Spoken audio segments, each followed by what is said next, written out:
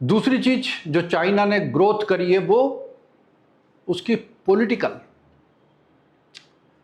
जो सिस्टम उसने डेवलप किया, उसमें जनता की सीधी भागीदारी कम है, कम से कम मिनिमाइज रखी है। उन्होंने कहा आपका ये काम नहीं है, ये काम में आप अपनी ऊर्जा ना लगाएं तो बेहतर है। जैसे हमारे यहाँ क्या है, स्वतंत्रता का सबसे बड़ा उपयोग कहाँ होता है?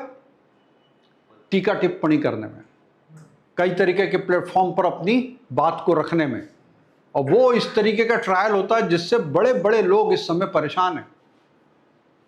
उस ट्रायल की वजह से अपने डिसीजन तक को बदलने के लिए मजबूर हैं।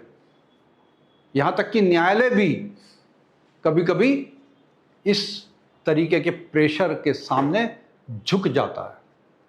तो वहां पर यह सुविधा या यह स्वतंत्रता कम से कम है, मिनिमाइज है।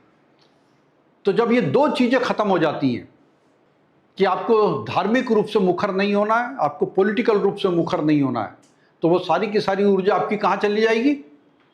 वो सारी की सारी ऊर्जा आपकी अपने काम और अपने धंधे पर जाकर केंद्रित हो जाएगी।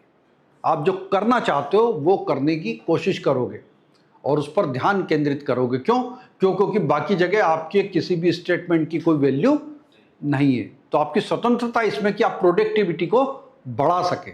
और जब वो लोग प्रोडक्टिविटी को बढ़ाते हैं इन सारी चीज़ों को छोड़ के, क्योंकि उनका पॉलिटिक्स में कोई योगदान नहीं है, उनका धर्म जैसे मामलों में कोई लेना देना नहीं है, तो वो ऑटोमेटिकली अपनी सारी ऊर्जा को कहाँ ले जाते हैं?